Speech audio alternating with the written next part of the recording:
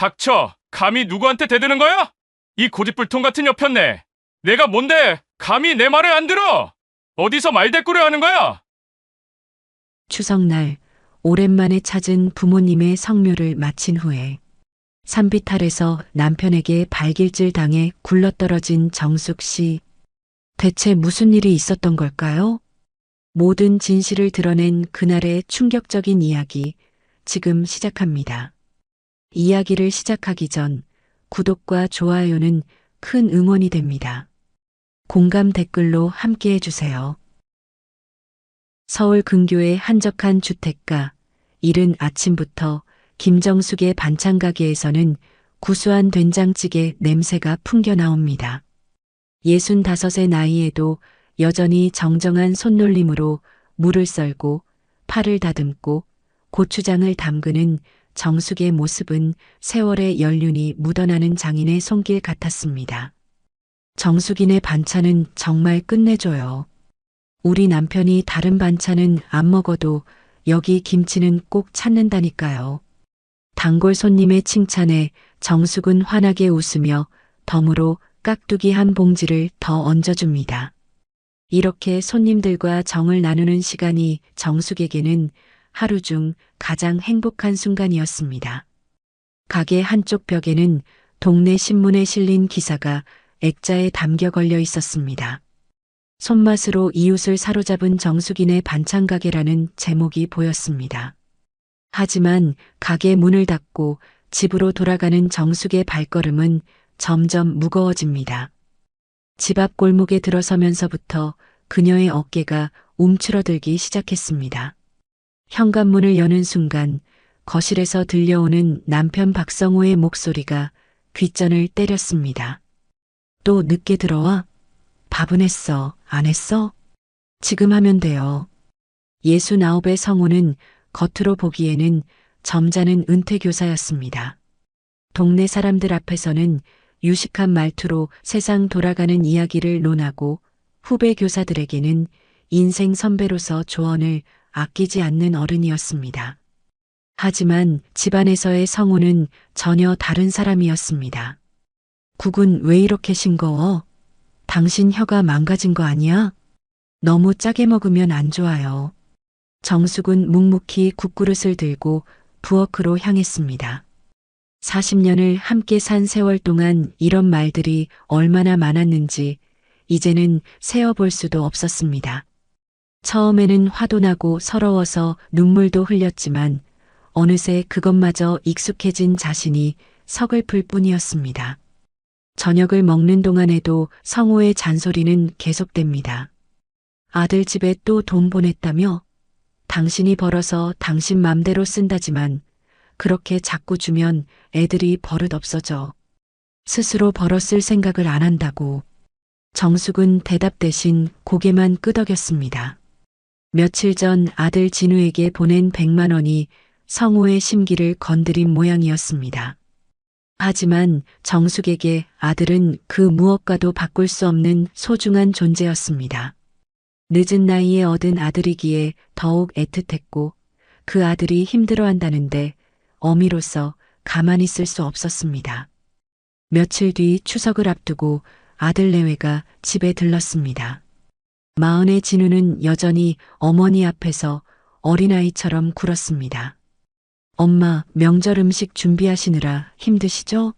제가 도와드릴게요. 괜찮아. 이 정도야 뭐. 내 아내가 도와주겠다는데 고맙지. 며느리 윤지연은 38배 나이답지 않게 동안이었습니다. 늘 공손한 말투와 밝은 미소로 시어머니를 대했지만 정숙은 그 미소 뒤에 숨겨진 무언가를 느낄 때가 있었습니다. 마치 가면을 쓴 것 같은 어색함이랄까요? 어머님, 제가 전 부치는 거 도와드릴게요. 그래, 고맙다. 근데 하은이는? 하은이는 거실에서 할아버지랑 있어요. 요즘 유튜버가 되겠다고 맨날 핸드폰으로 영상 찍어대요. 지연의 말에 정숙은 미소를 지었습니다.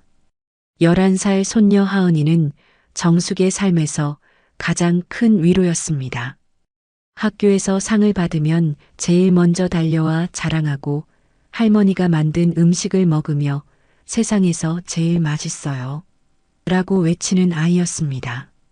부엌에서 지연이 정숙에게 조심스럽게 물었습니다. 어머님, 그 건물 월세 잘 들어오죠? 정숙의 손이 잠시 멈췄습니다. 지연이 말한 건물은 정숙의 친정 부모님이 평생 모은 돈으로 사서 딸에게 물려준 소형 상가였습니다. 크지는 않지만 매달 들어오는 월세로 노후를 준비할 수 있는 유일한 자산이었습니다. 응, 잘 들어오고 있어. 그렇군요. 요즘 부동산 시세가 많이 올랐다던데 관리 잘하셔야 해요. 지연의 말에는 묘한 뉘앙스가 담겨 있었지만 정숙은 대수롭지 않게 넘겼습니다. 그저 며느리가 시어머니의 노후를 걱정해 주는 거라고 생각했습니다. 저녁 식사 자리에서 성우가 입을 열었습니다. 이번 추석엔 성묘를 좀 특별히 하려고 해. 우리 선산만 가는 게 아니라 장인 장모님 산소에도 들르자. 정숙은 깜짝 놀라 남편을 바라봤습니다. 40년 결혼 생활 동안 성우가 친정 부모 산소에 가자고 한 적은 단 한 번도 없었습니다. 오히려 제삿날도 아닌데 뭐하러 가냐며 핀잔을 주곤 했습니다. 정말 그래도 되겠어요? 왜 안 돼? 장인 장모님도 우리 부모님이지. 이번 추석엔 제대로 인사드려야지. 성우의 말에 진우와 지연이 환하게 웃으며 맞장구 쳤습니다. 아버지 말씀이 맞아요. 외할아버지, 외할머니께도 인사드려야죠. 그러게요. 하은이도 증조할아버지, 증조할머니 뵙고 싶어 할 거예요. 정숙은 가슴이 뭉클했습니다. 오랜만에 찾아갈 부모님 산소를 생각하니 눈시울이 붉어졌습니다. 어쩌면 남편도 나이가 들면서 마음이 변한 걸까요? 가족이 이렇게 화목하게 지내는 게 정숙이 바라던 전부였습니다. 그날 밤 정숙은 오랜만에 편안한 마음으로 잠자리에 들었습니다. 추석날 가족들과 함께 부모님 산소를 찾아가는 상상을 하니 가슴이 따뜻해졌습니다. 하지만 정숙은 몰랐습니다. 그 따뜻함 뒤에 숨겨진 차가운 계획을, 그리고 자신을 향해 다가오고 있는 폭풍을 말입니다. 거실 소파에서 성우와 진우 내외가 나지막이 대화를 나누고 있었습니다. 아버지, 내일 그 얘기 꼭 꺼내세요. 어머니만 설득되면 우리 빚 문제 다 해결돼요. 알았어. 내가 알아서 할 테니 너희는 걱정 마. 지연이 남편의 손을 꼭 쥐며 속삭였습니다. 여보, 이번이 마지막 기회예요. 꼭 성공해야 해요.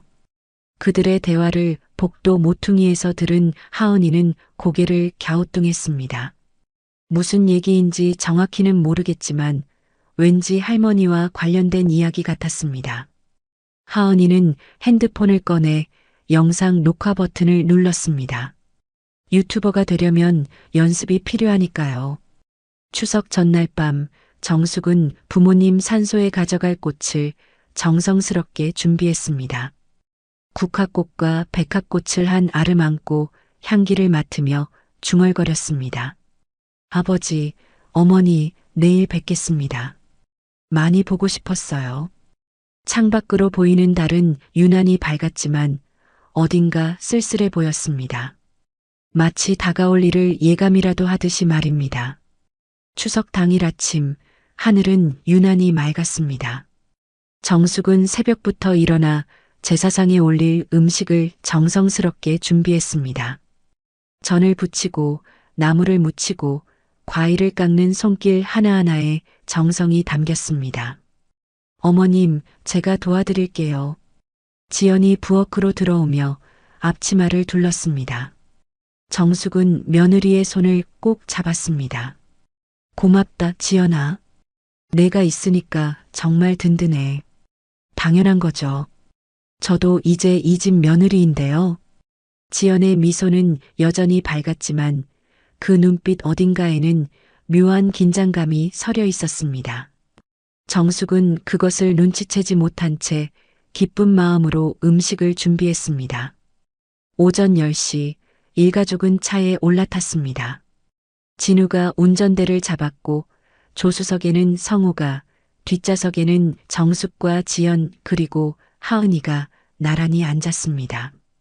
하은이는 핸드폰으로 창밖 풍경을 찍으며 신이 나 있었습니다. 할머니, 저기 코스모스 예쁘죠? 제가 영상에 담을게요. 그래, 우리 하은이 솜씨 좋네. 나중에 할머니한테도 보여줘. 차 안의 분위기는 화기애애했습니다. 성우는 라디오를 틀어놓고 흥얼거렸고 진우는 가끔 백미러로 가족들을 보며 미소 지었습니다. 정숙은 이런 순간이 영원히 계속되기를 바랐습니다. 1시간쯤 달려 먼저 성우의 선산에 도착했습니다. 온 가족이 정성껏 벌초를 하고 절을 올렸습니다. 성우는 아버지 산소 앞에서 무릎을 꿇고 말했습니다. 아버지, 아들 성우 왔습니다. 가족들 모두 건강하고 이번에 큰일도 잘 마무리될 것 같습니다. 그 말에 정숙은 고개를 갸우뚱했습니다. 큰일이라니 무슨 일을 말하는 걸까요? 하지만 제사를 지내는 자리에서 묻기는 어려웠습니다. 성묘를 마치고 다시 차에 올랐습니다. 이제 정숙의 친정 부모님 산소로 향할 차례였습니다. 차 안에서 지연이 남편에게 속삭였습니다. 여보, 좀 이따가 아버님이 말씀하실 때 잘 맞장구 쳐요. 분위기 잘 띄워야 해요. 알았어. 걱정 마. 하은이는 뒷좌석에서 그 대화를 들으며 핸드폰으로 몰래 영상을 찍기 시작했습니다. 유튜버 연습이라고 생각하며 가족들의 모습을 담았습니다. 정숙의 친정 부모 산소는 조용한 산자락에 있었습니다. 차에서 내려 가파른 산길을 오르는데 정숙의 눈가가 촉촉이 젖어들었습니다. 아버지, 어머니, 딸 정숙이 왔어요. 오랜만이죠? 정성껏 준비한 꽃을 올리고 무릎을 꿇고 절을 올렸습니다. 성우도 옆에서 함께 절을 했고 진우 내외와 하은이도 차례로 인사를 드렸습니다. 정숙은 가슴이 뭉클했습니다. 이렇게 가족이 함께 부모님께 인사드리는 모습이 너무나 감사했습니다. 절을 마치고 산소 앞에 둘러앉았을 때였습니다. 성우가 담배를 꺼내 물고 불을 붙였습니다. 그리고는 정숙을 빤히 쳐다보더니 입을 열었습니다. 여보, 응? 장인어른이 남겨주신 그 건물 말이야. 순간 정숙의 심장이 철렁 내려앉았습니다. 성우의 목소리에는 평소와 다른 무게감이 실려 있었습니다. 무슨 얘기를 하려는 거야? 이제 슬슬 정리할 때도 됐잖아. 나이도 있고 나중에 복잡해지기 전에 내 명의로 바꾸자. 정숙은 귀를 의심했습니다. 부모님 산소 앞에서 그것도 성묘를 마친 직후에 이런 말을 한다는 게 믿기지 않았습니다. 무슨 소리야? 그건 우리 부모님이 나한테 물려주신 거야. 그래, 알아. 근데 부부 사이에 내 거가 어딨어? 명의만 바꾸는 건데 뭐가 문제야? 성우의 목소리에 짜증이 묻어났습니다. 옆에서 지연이 거들었습니다. 어머니, 아버님 말씀이 맞아요. 어차피 나중엔 다 저희한테 오는 거잖아요. 미리 정리하시는 게 세금도 절약되고 좋아요. 지연아, 그건 그렇게 간단한 문제가 아니야. 정숙의 목소리가 떨렸습니다. 진우는 고개를 숙인 채 아무 말도 하지 않았습니다. 간단하지 뭐가 복잡해? 당장 다음 주에 등기소 가자. 서류만 몇 개 쓰면 끝나는 일이야. 성우가 담배 연기를 내뿜으며 말했습니다. 정숙은 남편의 눈빛을 똑바로 바라봤습니다. 그 눈에는 따뜻함도 배려도 없었습니다. 오직 자신이 원하는 것을 얻어내겠다는 집요함만 가득했습니다. 안 돼. 절대 안 돼. 정숙의 단호한 거절에 성우의 얼굴이 일그러졌습니다. 뭐, 지금 나한테 안 된다고 했어? 그래, 안 된다고 했어. 그건 우리 아버지 어머니가 평생 고생해서 모으신 거야. 딸인 나한테 주신 거라고. 이 여자가 지금 미쳤나? 감히 누구한테 대드는 거야? 성호의 고함 소리에 주변 산새들이 날아올랐습니다. 지연이 시어머니의 팔을 잡았습니다. 어머니, 진정하세요. 아버님도 어머니 생각해서 하시는 말씀이잖아요. 내 생각? 이게 내 생각을 해서 하는 짓이야? 정숙은 며느리의 손을 뿌리쳤습니다. 그때 진우가 조심스럽게 입을 열었습니다. 엄마, 우리도 사정이 있어요. 사업 자금이 좀 필요해서 그래요. 그 건물을 담보로 대출 좀 받으려고요. 뭐라고? 정숙은 아들을 믿을 수 없다는 표정으로 바라봤습니다.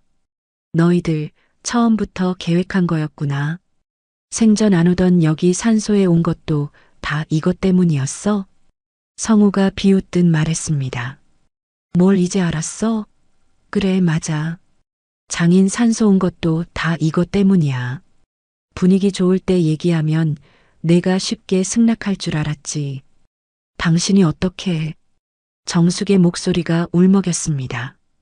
40년을 함께 산 남편이, 그리고 자신이 목숨보다 아끼는 아들이 이렇게 자신을 배신할 줄은 꿈에도 몰랐습니다.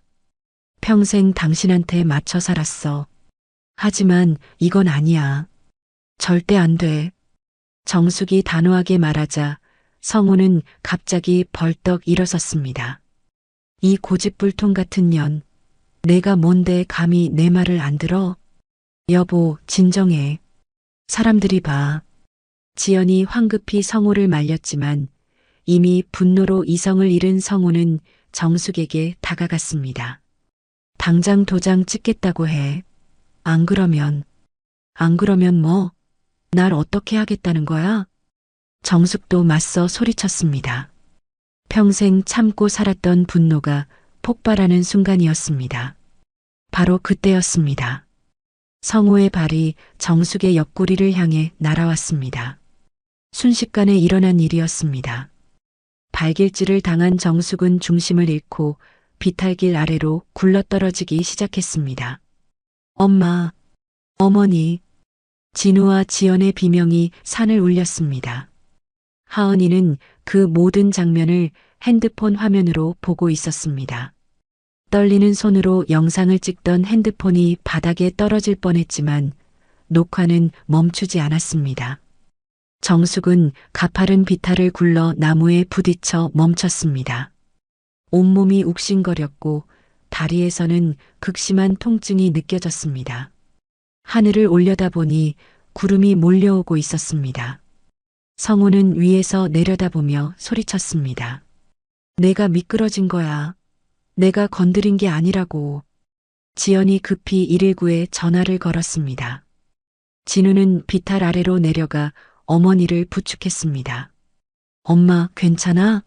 정신 차려. 정숙은 아들의 얼굴을 보며 눈물을 흘렸습니다. 하지만 그 눈물이 고통 때문인지 배신감 때문인지 알 수 없었습니다. 하늘에서 빗방울이 떨어지기 시작했습니다. 그 비는 마치 정숙의 눈물처럼 차갑고 슬펐습니다. 하은이는 떨리는 손으로 핸드폰을 주머니에 넣었습니다. 그 안에는 모든 진실이 담겨 있었습니다. 구급차 사이렌 소리가 점점 가까워졌습니다. 정숙은 의식이 흐릿해지는 가운데 생각했습니다. 이게 끝일까? 아니면 시작일까? 그녀는 알 수 없었습니다. 다만 한 가지는 확실했습니다. 이제 모든 것이 달라질 거라는 것을 말이죠. 구급차 안에서 정숙은 정신을 잃었다 깨어나기를 반복했습니다. 사이렌 소리가 귓가를 울렸고 구급대원의 목소리가 아득하게 들려왔습니다. 혈압 떨어지고 있어요. 빨리 병원 가야 합니다. 의식은 있나요? 간헐적으로 깨어나는데 계속 혼미한 상태예요. 정숙의 눈앞에는 주마등처럼 여러 장면이 스쳐 지나갔습니다. 젊은 날 성우와 결혼식을 올리던 모습, 진우를 낳고 처음 안아보던 순간, 그리고 산빛 아래서 자신을 발로 차던 남편의 차가운 눈빛까지 모든 게 뒤섞여 혼란스러웠습니다. 병원 응급실에 도착했을 때는 이미 해가 뉘엿뉘엿 지고 있었습니다. 의사들이 분주하게 움직였고 엑스레이와 CT 촬영이 이어졌습니다. 정숙은 차가운 검사대 위에 누워 천장의 형광등을 바라봤습니다. 빛이 너무 밝아서 눈이 부셨지만 마음은 그 어느 때보다 어두웠습니다. 왼쪽 다리 골절이 심각합니다. 수술이 필요해요. 그리고 갈비뼈에도 금이 갔고요. 의사의 설명을 듣던 성우는 한숨을 내쉬었습니다. 에휴, 조심성이 없어서 탈이지. 산에서 왜 그렇게 덜렁거렸대요? 보호자분, 환자분이 어떻게 다친 건가요? 외상 정도를 보면 단순 낙상치고는 산비탈이 가팔랐어요. 돌부리에 걸려 넘어지면서 한참을 굴렀죠. 그러니 이렇게 된 거 아니겠어요? 성우는 태연하게 거짓말을 늘어놨습니다. 의사는 의아한 표정을 지었지만 더 이상 묻지 않았습니다. 수술은 3시간 넘게 걸렸습니다. 정숙이 회복실에서 병실로 옮겨졌을 때는 이미 밤이 깊어 있었습니다. 침대에 누운 정숙의 왼쪽 다리에는 깁스가 감겨 있었고 얼굴 여기저기에 멍이 들어 있었습니다. 다음 날 아침 정숙이 눈을 떴을 때 병실에는 지연과 하은이가 앉아 있었습니다. 며느리는 과일을 깎으며 밝게 웃었고 하은이는 할머니 침대 옆 의자에 앉아 불안한 표정으로 핸드폰을 만지작거리고 있었습니다. 어머니, 일어나셨어요? 많이 아프시죠? 정숙은 대답 대신 천천히 고개를 돌려 창밖을 바라봤습니다. 지연은 깎은 사과를 정숙 앞에 내밀었습니다. 좀 드세요. 기력 차리셔야죠. 진우는 회사 갔어요. 휴가를 너무 많이 쓰면 안 되잖아요. 아버님도 집에 계시고요. 정숙은 쓴웃음을 지었습니다. 남편은 아내가 병원에 입원했는데도 집에 있다는 말이었습니다. 어머니, 그게... 지연이 조심스럽게 말을 꺼냈습니다. 하은이가 엄마를 올려다봤지만 지연은 신경 쓰지 않았습니다. 어머니도 아시잖아요. 저희 형편이 어떤지. 사업 자금이 정말 급해요. 이번 달 안에 돈을 마련 못하면 진우는 완전히 망해요. 그래서 정숙의 목소리는 차갑게 식어 있었습니다. 그 건물만 좀 담보로 잡으면 돼요. 명예 이전까지는 안 팔아요. 그냥 대출 좀 받게 동의만 해주세요. 내가 거절하면? 어머니. 지연의 목소리가 높아졌습니다. 하은이가 깜짝 놀라 움찔했습니다. 지금 아들이 죽게 생겼는데 그게 그렇게 중요해요? 그깟 건물 하나가 아들보다 소중해요? 정숙은 며느리를 똑바로 바라봤습니다. 그 눈빛에는 더 이상 착한 며느리의 모습이 없었습니다. 오직 돈에 대한 집착과 욕심만 가득했습니다. 지연아, 그 건물은 내가 죽어도 너희한테 안 넘긴다. 뭐라고요? 산에서 날 발로 찬 게 누군지 나는 다 알아. 그리고 너희가 왜 그랬는지도 알아. 지연의 얼굴이 새하얗게 질렸습니다. 하은이는 두 사람의 대화를 들으며 고개를 더욱 숙였습니다. 무슨 소리예요? 어머니가 미끄러진 거잖아요. 거짓말하지 마. 내 눈으로 똑똑히 봤어. 당신 남편도 옆에서 다 보고 있었잖아. 어머니가 잘못 본 거예요.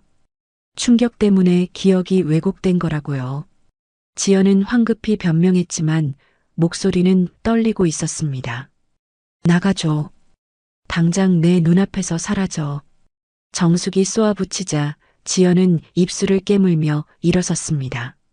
잠깐 나갔다 올게요. 지연은 병실 문을 3개 닫고 나갔습니다. 문이 쾅 닫히는 소리가 병실을 울렸습니다. 정숙은 천천히 눈물을 흘렸습니다. 평생 가족을 위해 살았는데 결국 자신에게 돌아온 건 배신과 폭력뿐이었습니다. 한참을 그렇게 있다가 하은이가 조심스럽게 할머니 침대 옆으로 다가왔습니다. 아이의 눈가도 붉게 젖어 있었습니다. 할머니, 하은아. 정숙은 손녀를 바라봤습니다. 하은이는 떨리는 목소리로 말했습니다. 할머니, 나 그날 찍은 거 있어요. 뭐? 할머니, 나 할머니한테 보여드려도 돼요? 하은이는 핸드폰을 꺼내 할머니께 건넸습니다. 화면에는 재생 버튼이 떠 있는 영상이 보였습니다. 정숙은 떨리는 손으로 재생 버튼을 눌렀습니다. 영상이 시작되었습니다. 산비탈에서 성우가 정숙에게 소리치는 장면이 나왔습니다. 당장 도장 찍겠다고 해. 안 그러면. 그리고 정숙이 맞서는 모습, 성우의 발이 정숙의 옆구리를 향해 날아가는 장면까지 선명하게 담겨 있었습니다. 정숙이 비탈을 굴러 떨어지고 지연이 비명을 지르는 소리도 들렸습니다. 하지만 영상은 거기서 끝나지 않았습니다. 카메라가 바닥으로 떨어졌는지 화면이 흔들렸지만 음성은 또렷하게 녹음되어 있었습니다. 여보, 이제 됐어요. 건물은 우리 거예요. 지연의 목소리였습니다. 엄마가 이렇게 다치면 도장 안 찍을 수 없을 거야. 겁먹었을 테니까. 진우의 목소리도 들렸습니다. 그래, 잘했어. 이제 병원 가자. 구급차 오기 전에 이야기 맞춰야 해. 엄마가 미끄러진 거야, 알았지? 성우의 목소리까지. 세 사람이 정숙이 쓰러진 아래쪽에서 나누는 대화가 고스란히 녹음되어 있었습니다. 정숙은 핸드폰을 쥔 손이 부들부들 떨렸습니다. 영상을 끝까지 본 후 그녀는 하은이를 바라봤습니다. 하은아, 이걸.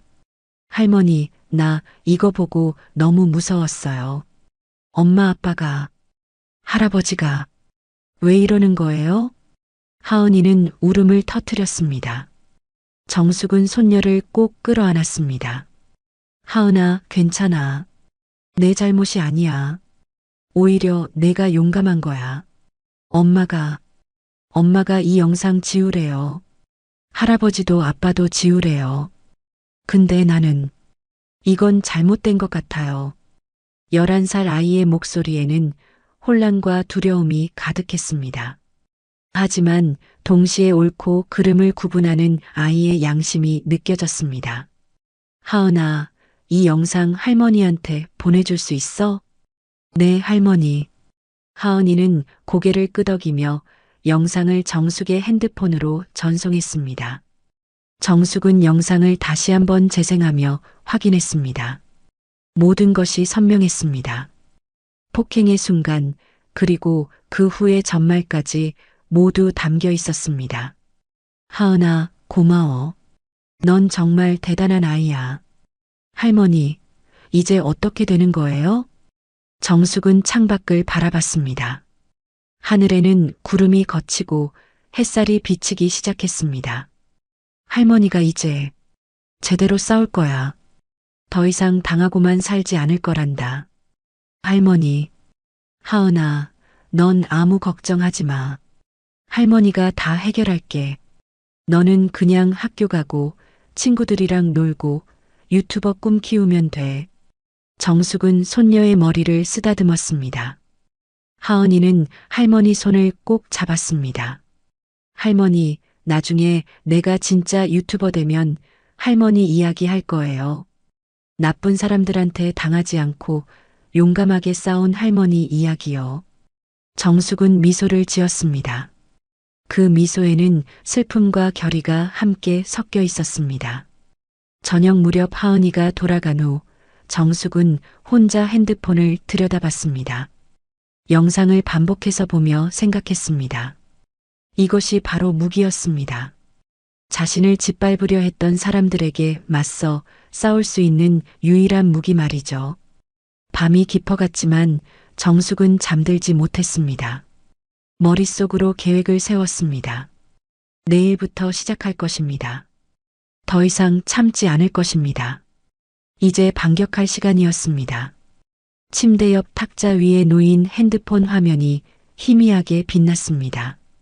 그 안에 담긴 진실이 곧 세상 밖으로 나올 것이었습니다. 다음 날 아침 정숙은 일찍 눈을 떴습니다. 병실 창문으로 들어오는 아침 햇살이 따스했지만 그녀의 마음은 차갑게 가라앉아 있었습니다. 침대 옆 탁자 위에 놓인 핸드폰을 바라보며 깊은 한숨을 내쉬었습니다. 그 안에 담긴 영상이 자신의 인생을 완전히 바꿔놓을 것이라는 걸 알고 있었습니다. 오전 10시쯤 병실 문이 열렸습니다. 성우가 들어왔습니다. 손에는 아무것도 들지 않았고 얼굴에는 짜증이 가득했습니다. 기분이 좀 나아졌어? 당신이 궁금해할 일은 아닌 것 같은데. 정숙의 차가운 대답에 성우는 코웃음을 쳤습니다. 아직도 삐져있네. 그래, 내가 좀 심했지. 근데 당신도 너무 고집 부렸잖아. 고집? 내 것을 지키는 게 고집이야? 부부 사이에 무슨 내 거야. 다 우리 가족 거지. 성우는 의자를 끌어당겨 앉았습니다. 그리고는 주변을 둘러보더니 목소리를 낮췄습니다. 여보, 이제 그만하자. 우리가 얼마나 오래 살았는데 이러고 있어. 건물명의 이전만 해주면 다 끝나는 일이야. 끝나긴 뭐가 끝나? 시작도 안 했어. 정숙의 말에 성우의 눈빛이 날카로워졌습니다. 뭐? 시작도 안 했다고? 나 변호사 선임할 거야. 당신을 고소할 거고. 순간 병실의 공기가 얼어붙었습니다. 성우는 믿을 수 없다는 표정으로 정숙을 바라봤습니다. 미쳤어? 당신 지금 정신이 있는 거야? 평생 살면서 지금만큼 정신이 또렷한 적이 없어. 고소? 무슨 죄목으로? 증거라도 있어? 성우가 비웃듯 말했습니다. 하지만 정숙은 침착하게 핸드폰을 들어 올렸습니다. 이게 증거야. 뭐? 하은이가 찍었어. 당신이 날 발로 차는 장면, 그리고 그 뒤에 지연이랑 진우랑 한 얘기까지 다 녹음되어 있어. 성우의 얼굴에서 핏기가 싹 가셨습니다. 그는 벌떡 일어나 정숙에게 다가갔습니다. 그 영상 당장 내놔. 안 돼. 이건 내 목숨줄이야. 이 여자가 정말. 성우가 정숙의 핸드폰을 빼앗으려 손을 뻗는 순간 병실 문이 벌컥 열렸습니다. 간호사가 들어오며 놀란 표정을 지었습니다. 환자분이 안정을 취하셔야 하는데요. 보호자분, 너무 소란스럽게 하지 마세요. 성우는 황급히 손을 거두며 억지 웃음을 지었습니다. 아, 네. 죄송합니다. 제가 좀 흥분했네요. 간호사가 나간 후 성우는 이를 갈며 정숙을 노려봤습니다. 당신 지금 우리 가족 다 죽이려고 작정했어? 가족을 죽인 건 당신이야. 내가 아니라. 그 영상 세상에 나가면 진우도 끝나. 그것도 원해? 정숙은 잠시 침묵했습니다. 아들 생각에 가슴이 아팠지만 이제 돌이킬 수 없다는 것을 알고 있었습니다. 진우는 스스로 선택한 거야. 엄마를 배신하고 돈을 택한 거지. 당신 정말 독하네. 그래, 내 마음대로 해봐. 근데 후회할 거야. 성우는 문을 쾅 닫고 나갔습니다. 정숙은 떨리는 손으로 핸드폰을 가슴에 꼭 안았습니다. 오후가 되자 진우와 지연이 함께 병실에 들어왔습니다. 두 사람의 얼굴에는 긴장감이 역력했습니다. 엄마, 아버지한테 들었어요. 고소한다고요? 진우의 목소리는 떨리고 있었습니다. 그래, 할 거야. 엄마, 그러면 우리 가족이 어떻게 돼요? 아버지가 전과자 되면 저도 회사에서 잘릴 거예요. 그건 내가 생각했어야지. 엄마를 배신하기 전에 말이야. 지연이 앞으로 나섰습니다. 어머니, 제발이요. 우리도 먹고 살아야죠. 빚에 쪼들려서 그런 거예요. 이해해 주세요. 이해? 날 발로 차고 건물 빼앗으려던 걸 이해하라고? 어머니도 너무 하시는 거 아니에요? 그냥 대출 좀 받자는 건데 왜 그렇게 고집을 부리셨어요? 지연의 목소리가 높아졌습니다. 정숙은 며느리를 차갑게 바라봤습니다. 지연아, 내 본색이 이제야 보이는구나. 본색? 저는 처음부터 솔직했어요. 돈이 필요하다고 했잖아요. 그런데 어머니가 안 들어주셨죠. 그래서 남편 시켜서 나를 발로 차게 한 거야? 그건 아버님이 실수하신 거예요. 지연이 황급히 변명했지만 눈빛은 흔들리지 않았습니다. 실수? 산비탈에서 사람을 발로 차는 게 실수라고? 진우가 끼어들었습니다. 엄마, 제발 영상 좀 지워요. 그리고 건물 담보대출 동의서에 도장만 찍어주세요. 그럼 다 끝나요. 끝나긴 뭐가 끝나? 너희는 내 전 재산을 노리고 있잖아. 전 재산? 고작 그 건물 하나 가지고 무슨... 지연이 소리쳤습니다. 그 순간 정숙은 깨달았습니다. 이들에게 자신은 그저 돈줄일 뿐이라는 것을요. 나가. 당장 내 눈앞에서 꺼져. 엄마, 나가라고 했어. 다시는 내 앞에 나타나지 마. 정숙의 목소리에는 분노와 슬픔이 뒤섞여 있었습니다. 진우는 입술을 깨물며 고개를 떨구었고 지연은 화가 난 표정으로 병실을 나갔습니다. 혼자 남은 정숙은 눈물을 흘렸습니다. 평생 사랑했던 아들이 그리고 며느리가 결국 자신을 배신했다는 현실이 너무나 고통스러웠습니다. 저녁 무렵 정숙은 핸드폰으로 변호사를 검색했습니다. 여러 법무법인을 찾아보다가 한 곳을 발견했습니다. 가정폭력 전문 변호사라는 문구가 눈에 들어왔습니다. 떨리는 손으로 전화를 걸었습니다. 여보세요. 법무법인 정희입니다. 저 상담 좀 받고 싶은데요.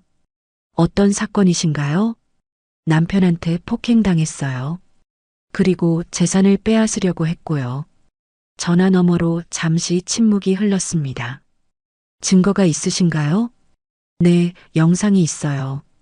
폭행 장면이랑 음모 꾸민 것까지 다 찍혀 있어요. 그렇다면 충분히 승소 가능성이 있습니다. 내일 사무실로 오실 수 있으세요? 지금 입원 중이에요. 변호사님이 병원으로 와주실 수 있나요? 물론입니다. 병원 주소 알려주세요. 전화를 끊고 정숙은 깊은 숨을 내쉬었습니다. 이제 시작이었습니다. 다음 날 오전 젊은 여성 변호사가 병실을 찾아왔습니다. 이름은 강민정, 30대 중반으로 보이는 단정한 인상의 변호사였습니다. 김정숙님 맞으시죠? 저는 강민정 변호사입니다. 네, 와주셔서 감사합니다. 민정 변호사는 의자에 앉아 노트북을 꺼냈습니다. 자세한 상황을 말씀해 주시겠어요? 정숙은 처음부터 차근차근 설명했습니다. 추석날 성묘 갔던 일, 남편의 요구, 폭행당한 순간, 그리고 며느리와 아들의 음모까지 모두 털어놨습니다. 영상 좀 보여주시겠어요? 정숙은 핸드폰을 건넸습니다. 민정 변호사는 영상을 꼼꼼히 확인했습니다.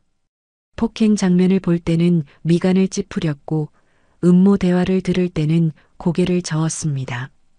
이 정도면 폭행죄는 확실합니다. 그리고 재산 강취 미수로도 고소 가능해요. 정말요? 네, 명백한 증거가 있으니까요. 그런데 김정숙님 각오하셔야 할 게 있어요. 민정 변호사의 표정이 진지해졌습니다. 이 사건이 법정에 가면 가족관계는 완전히 파탄 날 거예요. 그래도 괜찮으시겠어요? 정숙은 잠시 망설였습니다. 하지만 곧 고개를 끄덕였습니다. 이미 파탄 났어요. 이제라도 제대로 정리하고 싶어요. 알겠습니다. 그럼 고소장을 작성하겠습니다. 폭행죄, 재산 강취 미수, 그리고 학대죄까지 추가할게요. 학대요? 네, 오랜 기간 언어폭력과 정서적 학대를 받으신 것 같으니까요. 이것도 처벌 대상입니다. 정숙은 고개를 끄덕였습니다. 민정 변호사는 서류를 꺼내며 말했습니다. 여기 위임장에 서명해 주세요. 그리고 고소장 제출하면 경찰 조사 나올 거예요. 네, 알겠습니다. 정숙이 서명을 마치자 민정 변호사는 그녀의 손을 꼭 잡았습니다. 용기 내셨어요. 많은 분들이 평생 참고 사는데 김정숙 님은 용감하세요. 용감한 게 아니에요. 그냥 더 이상 못 참겠어요. 그것도 용기입니다. 제가 끝까지 도와드릴게요. 민정 변호사가 나간 후 정숙은 창밖을 바라봤습니다. 하늘에는 먹구름이 끼어 있었지만 그녀의 마음은 조금 가벼워진 것 같았습니다. 드디어 자신을 위해 싸우기 시작한 것입니다. 그날 저녁 성호에게서 전화가 왔습니다. 정숙은 받지 않았습니다. 곧이어 진우에게서도 전화가 왔지만 역시 받지 않았습니다. 문자 메시지가 연달아 왔습니다. 엄마, 제발 전화 좀 받아요. 어머니, 이러지 마세요. 우리 얘기 좀 해요. 하지만 정숙은 모두 무시했습니다. 이제 대화할 것도 들어줄 것도 없었습니다. 오직 법정에서 진실을 밝히는 것만이 남았을 뿐이었습니다. 밤이 깊어가고 병실은 고요해졌습니다. 정숙은 침대에 누워 천장을 바라보며 중얼거렸습니다. 이제 시작이야. 더 이상 당하지 않을 거야. 고소장이 접수된 지 사흘 후 경찰이 병원을 찾아왔습니다. 2명의 형사가 정숙의 병실로 들어왔고 그중 나이 지긋한 형사가 조심스럽게 입을 열었습니다. 김정숙 님 맞으시죠? 저희는 강남경찰서 형사과입니다. 제출하신 고소장 관련해서 진술 좀 받으러 왔습니다. 네, 앉으세요. 형사들은 의자를 끌어당겨 앉았고 녹음기를 꺼내 테이블 위에 올려놓았습니다. 먼저 영상부터 확인하겠습니다. 정숙은 핸드폰을 건넸고 형사들은 영상을 재생했습니다. 화면 속에서 성우가 정숙을 발로 차는 장면이 나오자 젊은 형사가 인상을 찌푸렸습니다. 이건 명백한 폭행이네요. 게다가 뒤에 나오는 대화까지 계획적인 범행으로 보입니다. 네, 그래서 고소한 겁니다. 나이 든 형사가 노트를 펼치며 물었습니다. 남편분이 평소에도 폭력을 행사했나요? 손찌검은 없었어요. 근데 욕설이랑 협박은 많았죠. 평생 그렇게 살았어요. 증인이 있나요? 손녀가 봤어요. 영상도 그 애가 찍은 거고요. 형사들은 고개를 끄덕이며 기록했습니다. 1시간 가까이 진술을 받은 후 형사들은 자리에서 일어났습니다. 내일 피의자를 소환하겠습니다. 그리고 며느리분과 아드님도 참고인으로 조사할 예정입니다. 네, 알겠습니다. 형사들이 나간 후 정숙은 깊은 한숨을 내쉬었습니다. 이제 모든 게 공식화되는 순간이었습니다. 다음 날 오후 성호는 경찰서에 출두했습니다. 조사실에 앉은 성호의 얼굴은 창백했고 손은 부들부들 떨리고 있었습니다. 피의자 박성호, 추석 당일 부인을 폭행한 사실이 있습니까? 그건 사고였습니다. 제가 흥분해서 실수로. 실수요? 영상을 보면 명백히 발로 차는 동작인데요. 형사가 노트북을 돌려 영상을 보여주자 성호는 말문이 막혔습니다. 그때 화가 나서 아내가 너무 고집을 부려서 그게 폭행의 이유가 됩니까? 아닙니다. 죄송합니다. 성호는 고개를 숙였습니다. 형사는 계속해서 질문을 이어갔습니다. 부인의 건물을 빼앗으려 한 것도 사실입니까? 빼앗는 게 아니라 명의만 바꾸려고 했습니다. 부부 재산이니까. 부인이 거부했는데도 강요했죠? 그건 성호는 더 이상 변명할 수 없었습니다. 영상에는 모든 것이 담겨 있었습니다. 같은 시각 진우와 지연도 경찰서에 출두했습니다. 별도의 조사실에서 각각 조사를 받았습니다. 윤지연 씨 시어머니를 설득해서 건물 명의를 넘기려 한 게 맞습니까? 설득이라기보다는 그냥 부탁한 거예요. 저희가 힘드니까 도와달라고요. 영상을 보면 이제 됐다. 건물은 우리 거다라고 말씀하셨는데요. 지연의 얼굴이 창백해졌습니다. 그건 그냥 기분이 좋아서 한 말이에요. 어머니가 도와주실 거라고 생각해서 시어머니가 폭행당하는 걸 보고도 방조한 건 아닙니까? 아니에요. 저는 깜짝 놀랐어요. 비명도 질렀고요. 지연은 필사적으로 부인했지만 형사의 눈빛은 차갑기만 했습니다. 다른 조사실에서 진우도 비슷한 질문을 받고 있었습니다. 박진우 씨, 아버지가 어머니를 폭행하는 걸 보고도 말리지 않았죠? 저는 너무 놀라서 얼어붙었어요. 순식간에 일어난 일이라. 하지만 영상을 보면 폭행 후에 아버지, 부인과 함께 이제 됐다고 말하는 게 들리는데요. 진우는 아무 말도 하지 못했습니다. 형사는 서류를 넘기며 말했습니다. 당신들도 공범으로 볼 수 있습니다. 재산 강취 공모죄로 말이죠. 공범이라니요. 저는 그냥 증거가 명백합니다. 검찰에서 판단하겠지만 최소한 방조죄는 면하기 어려울 겁니다. 조사가 끝난 후 경찰서 복도에서 성우와 진우, 지연이 마주쳤습니다. 세 사람의 얼굴은 모두 창백했습니다. 아버지, 이제 어떻게 해요? 진우의 목소리는 떨리고 있었습니다. 당장 병원 가자. 엄마 설득해야 해. 설득이요? 어머니가 들어줄 것 같아요? 지연이 비웃듯 말했습니다. 그래도 해봐야지. 이대로 가면 우리 다 끝나. 성우는 이를 갈며 경찰서를 나섰습니다. 1시간 후 세 사람은 정숙의 병실로 몰려왔습니다. 문이 벌컥 열리며 성우가 들어섰고 뒤를 이어 진우와 지연이 따라 들어왔습니다.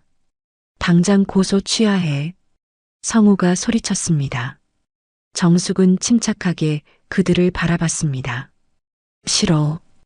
뭐? 더 이상 당신들한테 휘둘리지 않을 거야. 이 여자가 정말 우리 가족 다 망하게 할 거야? 성우가 다가오려는 순간 정숙이 비상벨을 눌렀습니다. 곧바로 간호사들이 달려왔습니다. 무슨 일이세요? 저분들 내보내주세요. 환자 괴롭히고 있어요. 간호사들이 성우를 막아섰고 보안요원까지 달려왔습니다. 보호자분들 나가주셔야겠습니다. 환자분이 안정을 취해야 해요. 잠깐만요. 우리 얘기 좀 하자고. 진우가 소리쳤지만 보안요원은 단호하게 그들을 밖으로 내보냈습니다. 복도로 쫓겨난 세 사람은 망연자실한 표정이었습니다. 지연이 남편의 팔을 잡았습니다. 여보, 이러다 우리 정말 감옥 가는 거 아니야? 닥쳐. 지금 그 소리 할 때야? 진우가 아내를 밀쳐냈습니다. 성우는 벽에 기대 주저앉았습니다. 망했어. 완전히 망했어. 그때 지연의 핸드폰이 울렸습니다. 모르는 번호였지만 받았습니다. 여보세요? 윤지연 씨 맞으시죠? 저는 데일리 뉴스 기자입니다. 시어머니 폭행 사건에 대해 인터뷰 좀 하고 싶은데요. 지연의 얼굴이 새하얗게 질렸습니다. 어떻게 알고? 경찰서에 출입하는 기자들이 있어서요. 이 사건 꽤 화제가 될 것 같은데 댁의 입장을 듣고 싶습니다. 죄송하지만 인터뷰는 사양하겠습니다. 지연이 황급히 전화를 끊었습니다. 진우가 물었습니다. 누구야? 기자래. 이미 언론에 알려진 것 같아. 뭐? 세 사람은 절망에 빠졌습니다. 사건이 언론에 보도되면 그들의 삶은 완전히 무너질 것이었습니다. 병실 안의 정숙은 창밖을 바라보고 있었습니다. 민정 변호사에게서 전화가 왔습니다. 김정숙님, 경찰 조사 잘 진행되고 있어요. 곧 검찰로 송치될 겁니다. 감사합니다, 변호사님. 그런데 한 가지 더 말씀드릴 게 있어요.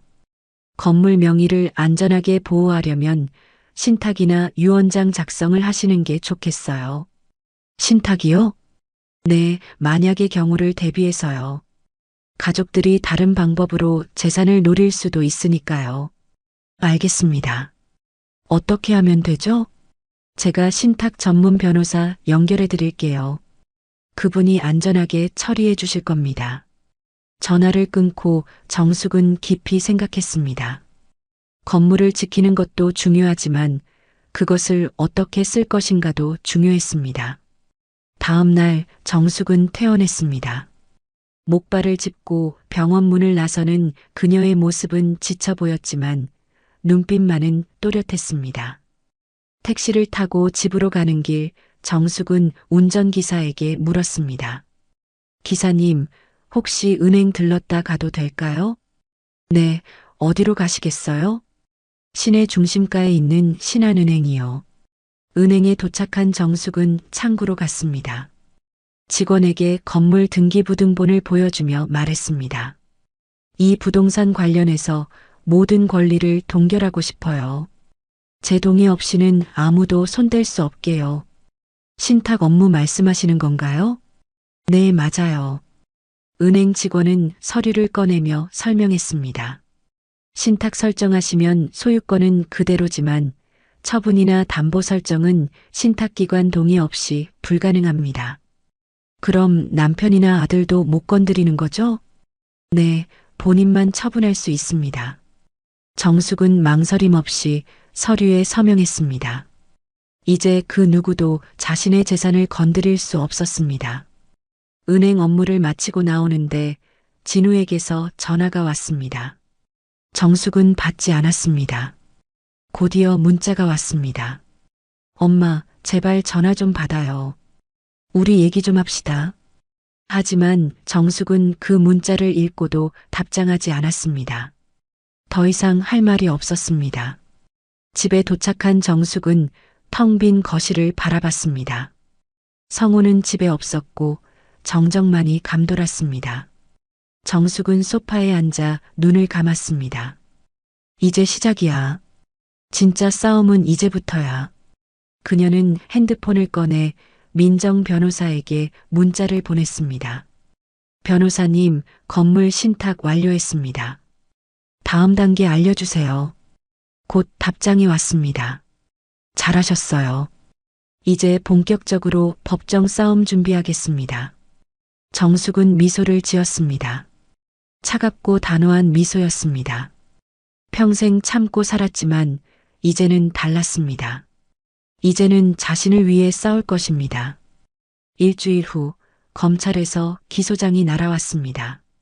성우는 폭행죄와 재산 강취 미수죄로 정식 기소되었고 진우와 지연은 방조죄로 약식 기소되었습니다. 그 소식을 들은 성우는 집안에서 난동을 부렸습니다. 이게 다 내 짓이야. 내가 우리 가족을 망쳤어. 성우는 집안의 물건들을 집어던졌습니다. 꽃병이 깨지고 액자가 바닥에 떨어졌습니다. 정숙은 침착하게 휴대폰으로 그 장면을 녹화했습니다. 지금 뭐 하는 거야?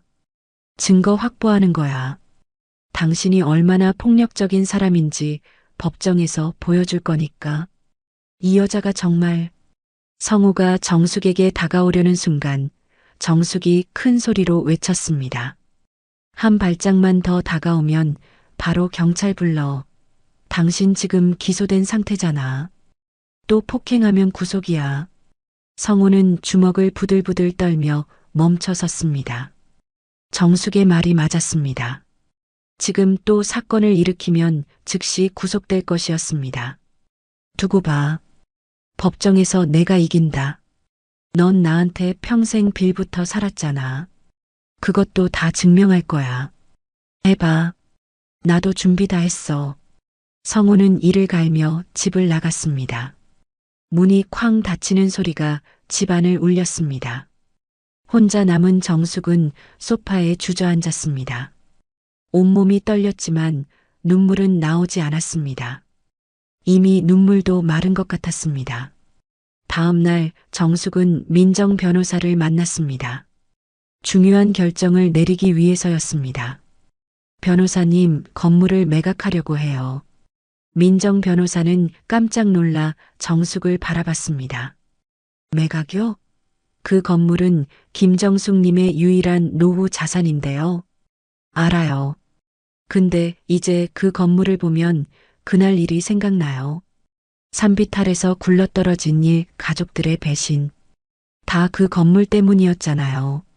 정숙의 목소리는 담담했지만 그 안에는 깊은 상처가 담겨 있었습니다. 그럼 매각 대금은 어떻게 하실 건가요? 일부는 사회복지법인에 기부할 거예요. 그리고 나머지로는 정숙은 잠시 망설이다가 말했습니다. 무료급식소를 열고 싶어요. 저처럼 힘든 노인분들을 위해서요. 민정 변호사는 정숙의 손을 꼭 잡았습니다. 정말 대단하세요. 본인도 힘든 상황인데 남을 생각하시다니. 대단한 게 아니에요. 그냥 그 돈이 욕심쟁이들 손에 들어가는 것보단 낫잖아요. 며칠 후 건물 매각 절차가 시작되었습니다. 부동산 중개인이 정숙을 찾아왔습니다. 사장님, 이 위치면 시세가 좋아요. 금방 팔릴 겁니다. 빨리 처리해 주세요. 더 이상 그 건물 보고 싶지 않아요. 일주일 만에 매수자가 나타났습니다. 계약이 성사되고 정숙의 통장으로 10억 원이 들어왔습니다. 평생 모은 돈보다 많은 금액이었지만 정숙의 표정은 담담했습니다. 그날 저녁 성우가 집으로 찾아왔습니다. 어디선가 소식을 들은 모양이었습니다. 건물 팔았다며? 그 돈 어디 있어? 당신이 알 필요 없어. 뭐? 그게 부부 공동 재산이야. 내 몫도 있다고. 정숙은 서류를 꺼내 성호에게 던졌습니다.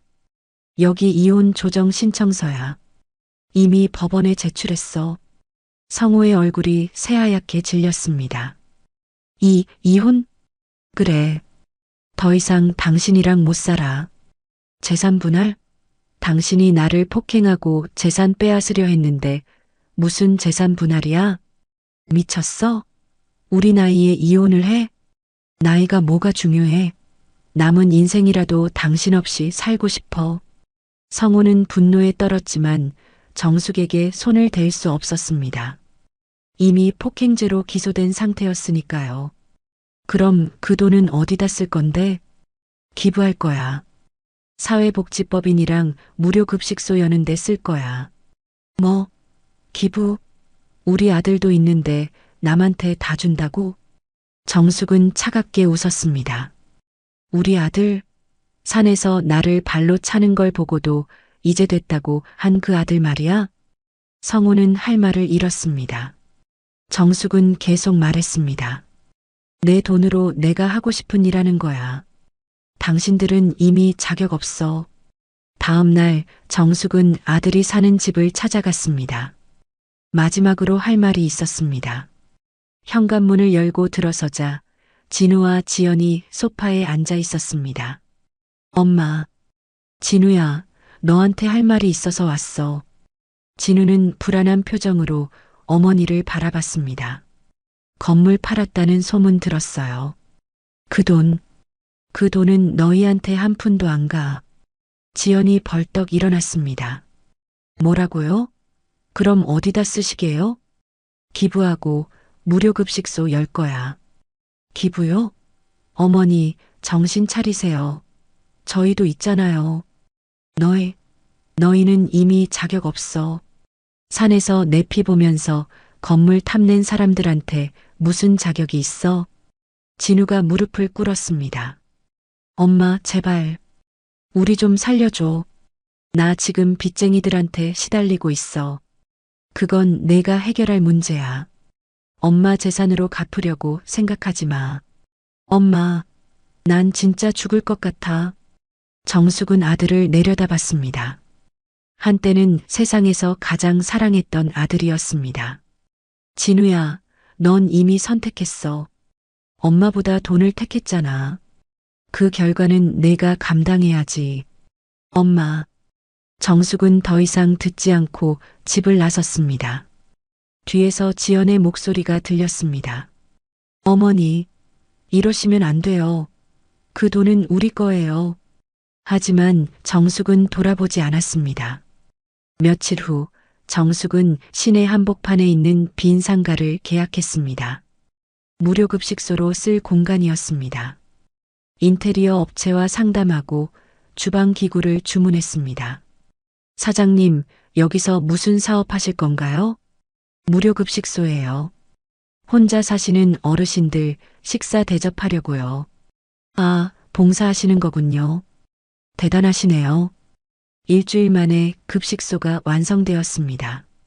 정숙인의 따뜻한 밥상이라는 간판이 걸렸습니다. 개업 첫날 정숙은 직접 음식을 준비했습니다. 어르신들 오세요. 무료로 드릴게요. 처음에는 사람들이 의아해했습니다. 하지만 소문이 퍼지면서 점점 더 많은 노인들이 찾아왔습니다. 사장님, 정말 공짜예요? 네, 편하게 드세요. 고맙습니다. 요즘 밥 먹기도 힘들었는데 한 노인이 눈물을 흘리며 말했습니다. 정숙은 그 모습을 보며 가슴이 뭉클했습니다. 많이 드세요. 매일 오셔도 돼요. 급식소는 금세 동네 명물이 되었습니다. 매일 100여 명의 노인들이 찾아와 따뜻한 식사를 했습니다. 정숙은 새벽부터 일어나 음식을 준비했고 밤늦게까지 설거지를 했습니다. 힘들었지만 행복했습니다. 한 달 후 지역 신문에서 취재를 왔습니다. 김정숙 씨, 왜 이런 일을 시작하셨나요? 정숙은 잠시 생각하다가 대답했습니다. 저도 힘든 시간을 보냈어요. 가족한테 배신당하고 폭행당했죠. 그때 깨달았어요. 돈보다 중요한 게 사람이라는 걸요. 가족 문제는 해결되셨나요? 이혼했어요. 그리고 건물도 팔았죠. 그 돈으로 여기를 열었고요. 기자는 감동한 표정으로 받아 적었습니다. 정말 대단하십니다. 본인도 힘든데 남을 돕다니. 대단한 게 아니에요. 그냥 제 인생을 되찾은 거예요. 기사가 나간 후 더 많은 사람들이 급식소를 찾았습니다. 자원봉사자들도 늘어났고 기부금도 들어왔습니다. 어느 날 저녁 급식소 문을 닫으려는데 하은이가 찾아왔습니다. 할머니, 하은아, 어떻게 왔어? 할머니 보고 싶어서요. 그리고 이거 드리려고요. 하은이는 봉투를 꺼냈습니다. 안에는 용돈을 모은 돈이 들어 있었습니다. 할머니, 이거 급식소 운영하는 데 써요. 하은아, 이건 할머니가 어르신들 도와주는 거 정말 멋있어요. 나도 할머니처럼 되고 싶어요. 정숙은 손녀를 꼭 안아줬습니다. 눈물이 흘렀지만 이번에는 행복한 눈물이었습니다. 고마워, 우리 하은이. 넌 정말 착한 아이야. 그날 밤 정숙은 급식소 안을 돌아봤습니다. 깨끗하게 정리된 테이블, 내일 아침에 쓸 식재료들, 그리고 벽에 붙은 감사 편지들. 이 모든 것이 자신의 새로운 인생이었습니다. 이게 맞는 거야. 건물 욕심내던 사람들한테 빼앗기는 것보다 훨씬 낫지. 창밖으로 달빛이 들어왔습니다. 정숙은 하늘을 올려다보며 중얼거렸습니다. 아버지, 어머니, 제가 잘하고 있죠? 물려주신 재산 좋은 곳에 쓰고 있어요. 드디어 첫 공판일이 밝았습니다. 정숙은 이른 아침부터 일어나 정장으로 갈아입었습니다. 거울 속 자신을 바라보며 깊은 숨을 들이마셨습니다. 얼굴의 멍은 아직 완전히 가시지 않았고 목발을 짚어야 했지만 그녀의 눈빛만은 단호했습니다. 법원 앞에 도착했을 때 이미 몇몇 기자들이 대기하고 있었습니다. 정숙이 차에서 내리자 카메라 플래시가 터졌습니다. 피해자분, 한 말씀 해주시죠. 남편분의 폭행이 사실입니까? 건물 매각하고 급식소 여셨다는데 가족들 반응은 어떻습니까? 정숙은 아무 대답 없이 법원 안으로 들어갔습니다. 민정 변호사가 입구에서 기다리고 있었습니다. 김정숙님 준비되셨죠? 네, 변호사님. 오늘은 첫 공판이니까 주로 쟁점 정리하는 시간이에요. 긴장하지 마세요. 법정 안으로 들어서자 맞은편에 성우가 앉아 있었습니다. 그 옆에는 성우의 변호사가, 뒤쪽에는 진우와 지연이 방청석에 앉아 있었습니다. 성우와 눈이 마주친 순간 성우는 눈을 부라렸지만 정숙은 태연하게 시선을 돌렸습니다. 모두 일어나 주십시오. 재판장이 입장했습니다. 흰 머리에 위험 있는 판사였습니다. 제1호 법정, 피고인 박성호 폭행 및 재산 강취 미수 사건 첫 공판을 시작하겠습니다. 피고인은 기소 내용을 인정합니까? 성호의 변호사가 일어섰습니다. 재판장님, 피고인은 기소 내용을 전면 부인합니다. 피해자가 주장하는 폭행은 사실이 아니며 단순한 부부간 다툼이었습니다. 부부간 다툼이라고요? 민정 변호사가 일어서며 반박했습니다. 재판장님, 피해자는 산비탈에서 피고인에게 발로 차여 굴러떨어졌습니다. 그로 인해 다리 골절과 갈비뼈 골절을 입었습니다. 이것이 단순한 다툼입니까? 증거를 제시해 주시기 바랍니다. 민정 변호사는 노트북을 열어 영상을 재생했습니다. 법정 안의 모니터에 산비탈에서 성우가 정숙을 발로 차는 장면이 선명하게 나타났습니다. 그리고 정숙이 비탈을 굴러떨어지는 장면까지 이어졌습니다. 방청석에서 웅성거리는 소리가 들렸습니다. 진우는 고개를 숙였고 지연은 입술을 깨물었습니다. 이 영상은 피해자의 손녀가 우연히 촬영한 것입니다. 피고인의 폭행이 명백하게 담겨 있습니다. 재판장이 영상을 확인한 후 성호의 변호사를 바라봤습니다. 변호인, 이에 대한 입장은? 재판장님, 이 영상은 조작되었을 가능성이 있습니다. 요즘은 기술이 발달해서 영상 편집이 가능하지 않습니까? 조작이라고요? 민정 변호사가 서류를 꺼냈습니다.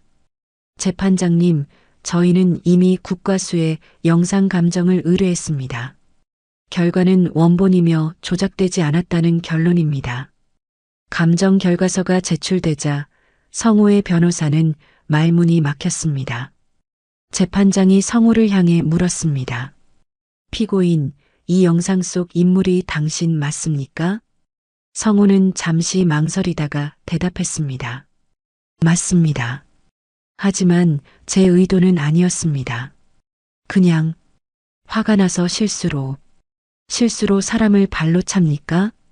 재판장의 날카로운 질문에 성호는 아무 말도 하지 못했습니다. 계속 진행하겠습니다. 검사 측 증인 신청하셨죠? 네, 재판장님.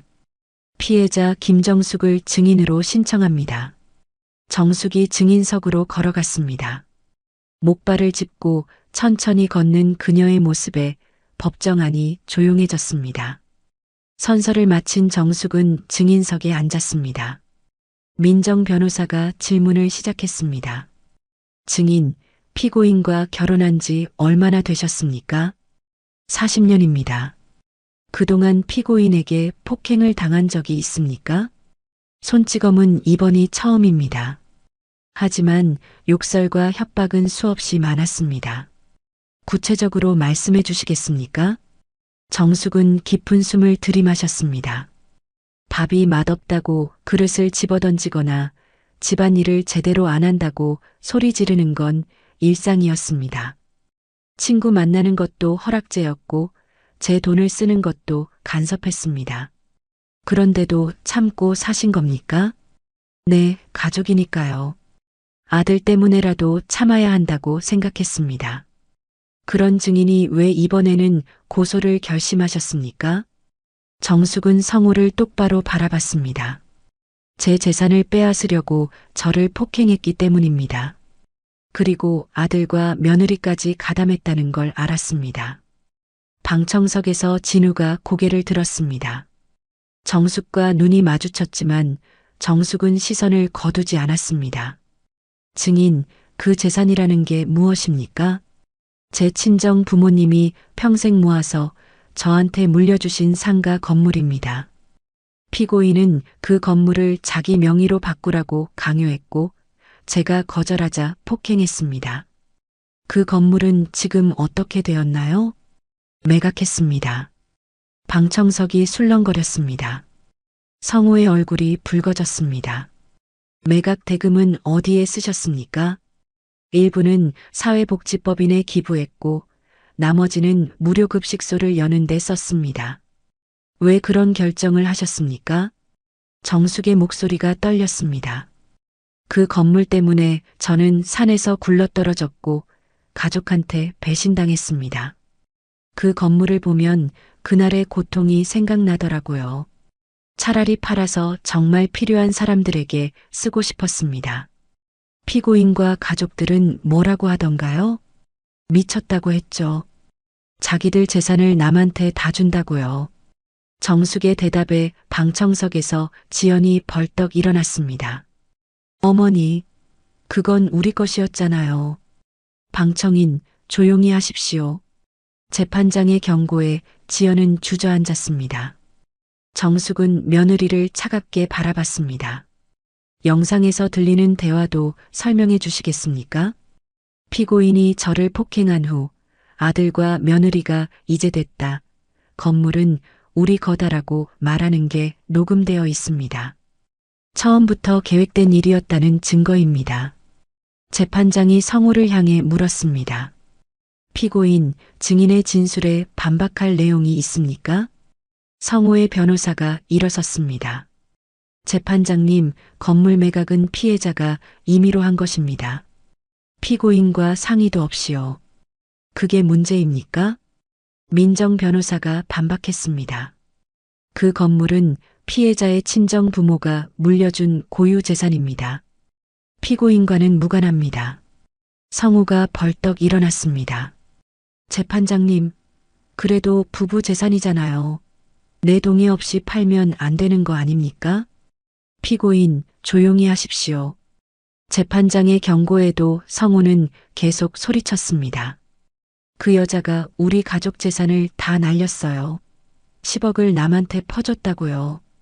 피고인, 한 번 더 소란 피우면 퇴정 명령하겠습니다. 성우는 변호사의 제지로 겨우 앉았습니다. 하지만 분노로 온몸을 떨고 있었습니다. 재판장이 다시 물었습니다. 검사 측 추가 증인이 있습니까? 네, 재판장님. 피해자의 손녀를 증인으로 신청합니다. 미성년자인데 증인 적격이 있습니까? 사건의 핵심 목격자입니다. 영상도 그 아이가 촬영했고요. 재판장은 잠시 고민하다가 허가했습니다. 증인 입정하십시오. 법정 문이 열리고 하은이가 들어왔습니다. 11살 아이는 긴장한 표정이었지만 꿋꿋하게 증인석으로 걸어갔습니다. 방청석의 진우와 지연은 경악한 표정으로 딸을 바라봤습니다. 하은아, 안 돼. 지연이 소리쳤지만 법정 경위가 제지했습니다. 방청인은 조용히 하십시오. 하은이는 선서를 마치고 증인석에 앉았습니다. 민정 변호사가 부드럽게 물었습니다. 증인, 그날 무슨 일이 있었는지 말해줄 수 있어? 네, 할아버지가 할머니를 발로 찼어요. 그래서 할머니가 산 아래로 굴러떨어졌어요. 그 장면을 어떻게 봤니? 저는 핸드폰으로 영상을 찍고 있었어요. 유튜버 연습하려고요. 그 후에 뭘 들었니? 하은이는 잠시 망설이다가 부모를 바라봤습니다. 그리고는 다시 앞을 향해 말했습니다. 엄마가 이제 됐어요. 건물은 우리 거예요 라고 했어요. 아빠도 거기 있었어요. 방청석에서 진우가 벌떡 일어났습니다. 하은아, 내가 지금 뭐 하는 거야? 방청인, 퇴정하시겠습니까? 재판장의 경고에 진우는 주저앉았습니다. 지연은 고개를 감싸쥐었습니다. 민정 변호사가 계속 질문했습니다. 증인, 할머니가 급식소 여신 거 알고 있니? 네, 알아요. 저도 거기 가봤어요. 어땠니? 할머니가 어르신들한테 밥 주시는데 정말 행복해 보였어요. 엄마 아빠는 돈만 얘기했는데 할머니는 사람을 생각하시더라고요. 하은이의 말에 법정안이 숙연해졌습니다. 재판장도 고개를 끄덕였습니다. 증인, 수고했어요. 내려가도 좋습니다. 하은이가 증인석에서 내려오자 정숙이 손녀를 꼭 안아줬습니다. 하은이는 할머니 품에서 울음을 터뜨렸습니다. 재판장이 최후 진술 기회를 주었습니다. 피고인, 할 말 있습니까? 성우는 떨리는 목소리로 말했습니다. 재판장님, 제가 잘못했습니다. 순간 화가 나서 정말 죄송합니다. 피해자에게 사과는 안 합니까? 성우는 정숙을 바라봤습니다. 여보, 미안해. 내가 정말 잘못했어. 그러니까 그 돈 좀. 돈? 정숙이 냉소를 흘렸습니다. 아직도 돈 얘기야? 사과는 무슨 돈이나 달라는 거지? 아니야. 그게 아니라. 이제 그만해. 당신 본심 다 들렸어. 재판장이 망치를 두드렸습니다. 오늘 공판은 여기까지입니다. 다음 공판은 2주 후입니다. 그때 최종 판결하겠습니다. 법정을 나서는 정숙에게 기자들이 몰려들었습니다. 피해자분, 기분이 어떠십니까? 10억을 기부하고 급식소 여셨는데 후회 없으십니까? 정숙은 카메라를 향해 또렷하게 말했습니다. 전혀 후회 없습니다. 욕심쟁이들 손에 들어가는 것보다 훨씬 낫습니다. 돈보다 소중한 게 사람이에요. 그 말을 끝으로 정숙은 법원을 나섰습니다. 뒤에서 진우의 목소리가 들렸습니다. 엄마, 엄마. 하지만 정숙은 돌아보지 않았습니다. 이제 돌아갈 곳도 돌아갈 이유도 없었습니다. 첫 공판이 끝난 그날 저녁 정숙의 증언과 하은이의 증언은 뉴스 속보로 보도되었습니다. 지역 방송국을 넘어 전국 뉴스에까지 올랐습니다. 추석날 아내 폭행한 은퇴교사, 손녀가 찍은 영상으로 진실 드러나 10억 재산 기부하고 무료급식소 연 65세 여성의 감동 스토리. 뉴스 화면에는 법정을 나서는 정숙의 모습과 고개를 숙인 채 법원을 빠져나가는 성우의 모습이 교차로 나왔습니다. 앵커는 무거운 표정으로 말했습니다. 가족 간의 재산 다툼이 폭력으로 이어진 충격적인 사건입니다. 특히 피해자가 전 재산을 사회에 환원하며 큰 감동을 주고 있는데요. 정숙은 무료급식소 안에서 혼자 뉴스를 보고 있었습니다. 화면 속 자신의 모습이 낯설게 느껴졌습니다. 핸드폰이 울렸습니다. 민정 변호사였습니다. 김정숙님, 뉴스 보셨죠? 네, 지금 보고 있어요. 여론이 완전히 피해자 편입니다. 이러면 최종 판결도 우리에게 유리할 거예요.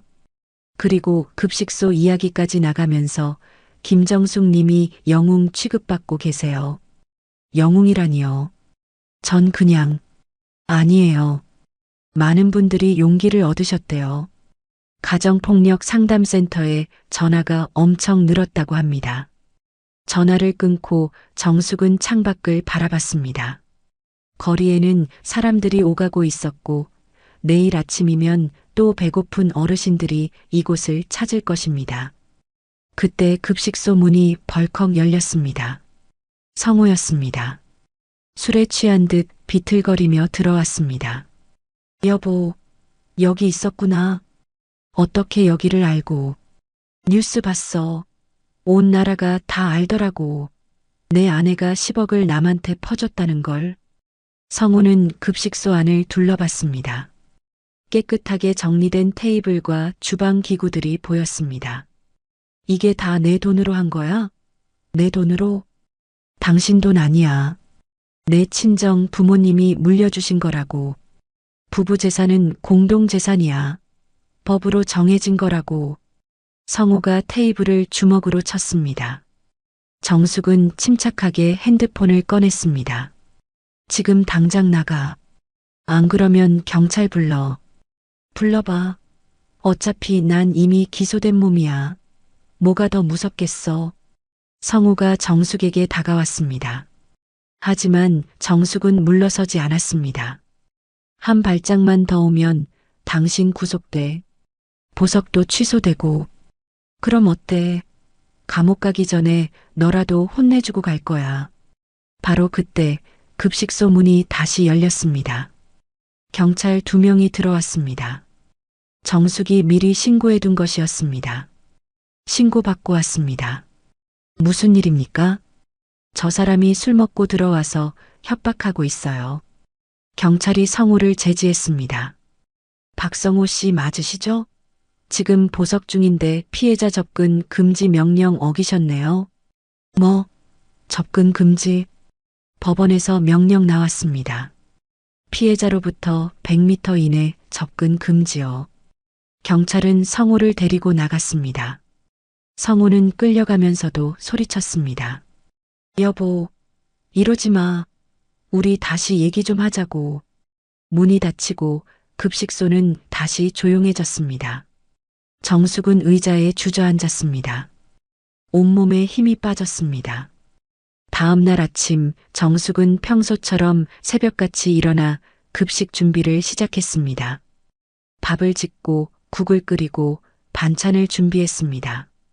손은 바쁘게 움직였지만 마음은 복잡했습니다. 문 여는 시간이 되자 어르신들이 줄을 서서 들어왔습니다.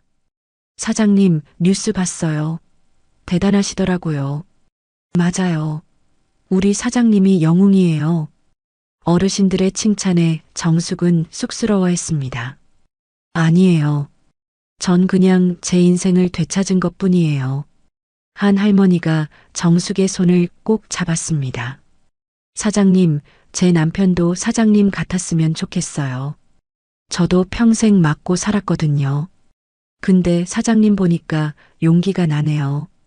정숙은 그 할머니를 안아줬습니다. 자신의 이야기가 누군가에게 힘이 된다는 게 신기했습니다. 점심시간이 지나고 자원봉사자 한 분이 찾아왔습니다. 50대 여성이었습니다. 사장님, 저도 도와드리고 싶어요. 감사합니다. 근데 왜 갑자기? 저도 사장님처럼 남편한테 폭력 당했었어요. 근데 용기가 없어서 참고 살았죠. 사장님 뉴스 보고 이혼했어요. 그리고 제가 받을 위자료로 뭔가 의미 있는 일 하고 싶어서요. 정숙은 그녀의 손을 꼭 잡았습니다. 고생 많으셨어요. 여기서 함께 일해요. 그날부터 자원봉사자가 하나둘 늘어났습니다. 모두 정숙의 이야기에 감동받은 사람들이었습니다. 급식소는 점점 활기를 띠었습니다. 며칠 후 정숙은 진우에게서 문자를 받았습니다. 엄마, 제발 한 번만 만나요. 할 얘기가 있어요. 정숙은 망설이다가 카페에서 만나기로 했습니다. 카페에 도착했을 때 진우는 이미 와 있었습니다. 그의 얼굴은 초췌했고 눈은 푹 꺼져 있었습니다. 엄마, 무슨 얘기야? 진우는 봉투 하나를 꺼냈습니다. 안에는 이혼 서류가 들어 있었습니다.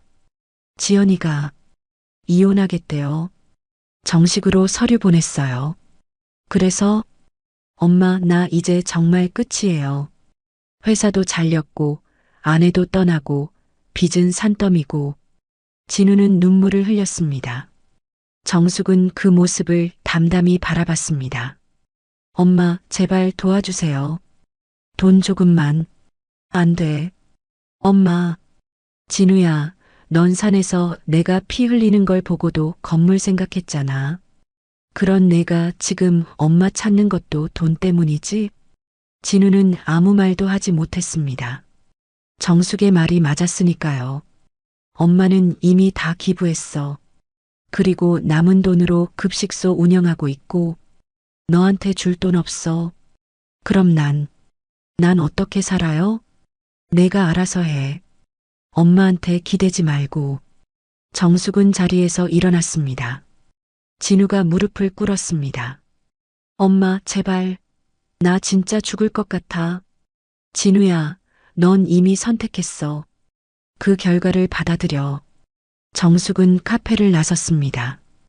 뒤에서 진우의 울음소리가 들렸지만 돌아보지 않았습니다. 일주일 후 최종 공판일이 다가왔습니다. 정숙은 아침부터 법원으로 향했습니다. 이번에는 기자들이 더 많이 모여 있었습니다. 김정숙님, 오늘 판결 어떻게 예상하십니까? 아들분이 힘들어한다는데 도와주실 생각은 없으십니까? 정숙은 마이크 앞에 섰습니다. 저는 정의가 실현되기를 바랍니다. 그리고 제 아들은 스스로 해결해야 합니다. 그게 어른이니까요.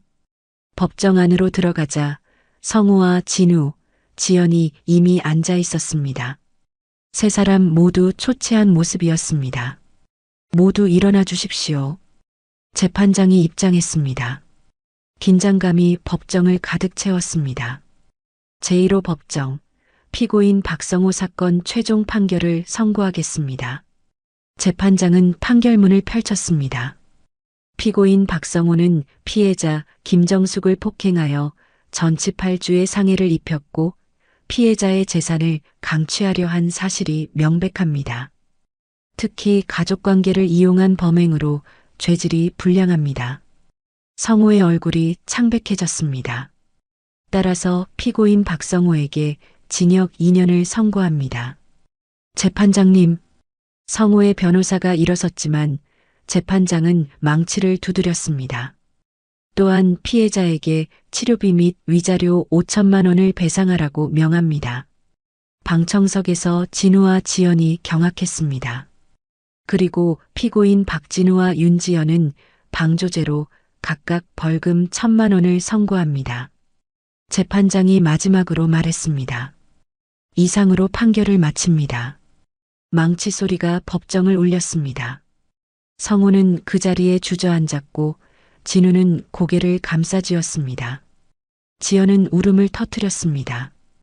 정숙은 조용히 일어나 법정을 나섰습니다. 밖에서 민정 변호사가 기다리고 있었습니다. 축하드립니다. 김정숙님. 완전한 승리예요. 감사합니다, 변호사님. 기자들이 다시 몰려들었습니다. 판결에 만족하십니까? 위자료 5천만 원은 어디에 쓰실 건가요? 정숙은 카메라를 똑바로 바라보며 말했습니다. 위자료도 급식소 운영에 쓸 겁니다. 저는 이미 제 몫을 찾았으니까요. 그 말에 기자들이 환호했습니다. 정말 대단하십니다. 당신은 진정한 영웅입니다. 정숙은 그 말들을 듣고도 담담했습니다. 법원 계단을 내려오는데 하은이가 달려왔습니다. 할머니. 정숙은 손녀를 꼭 안아줬습니다. 하은아, 학교는? 할머니 판결 보러 왔어요. 할머니, 이겼죠? 응, 이겼어.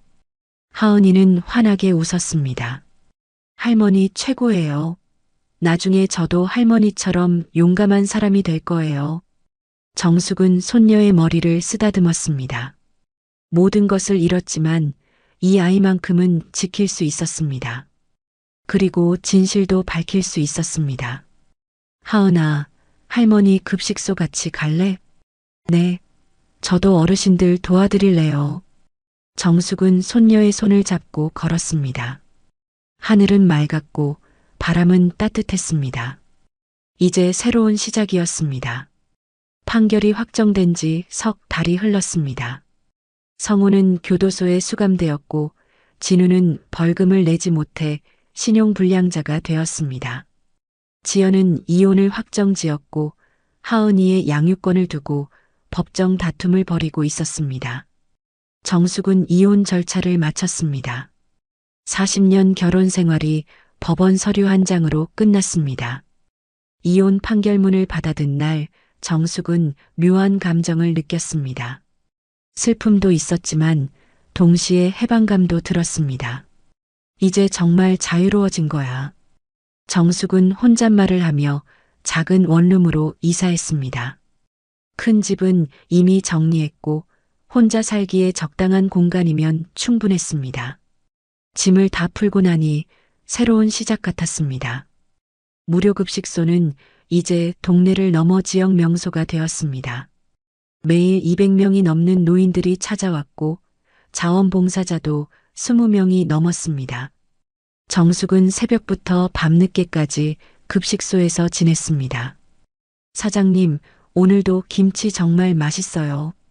사장님 덕분에 우리가 삽니다. 어르신들의 감사 인사를 들으며 정숙은 보람을 느꼈습니다. 이것이 바로 자신이 원했던 삶이었습니다. 어느 날 오후 낯선 여성이 급식소를 찾아왔습니다. 40대 초반으로 보이는 단정한 인상의 여성이었습니다. 혹시 김정숙 님이신가요? 네, 저인데요. 저는 MBC 다큐멘터리 팀 PD입니다. 김정숙 님 이야기를 다큐멘터리로 만들고 싶어서 찾아왔어요. 다큐멘터리요? 정숙은 당황했습니다.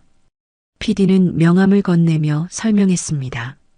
김정숙 님의 이야기가 많은 분들에게 용기를 주고 있어요. 가정폭력 피해자분들이 김정숙 님을 보고 신고하는 경우가 정말 많아졌대요. 그렇군요. 이 이야기를 더 많은 분들에게 알리고 싶습니다. 허락해 주시겠어요? 정숙은 잠시 고민했습니다. 자신의 이야기가 누군가에게 도움이 된다면 거절할 이유가 없었습니다. 좋아요. 제 이야기가 도움이 된다면 기꺼이 하겠습니다. 촬영이 시작되었습니다. 정숙은 카메라 앞에서 자신의 이야기를 담담히 풀어냈습니다.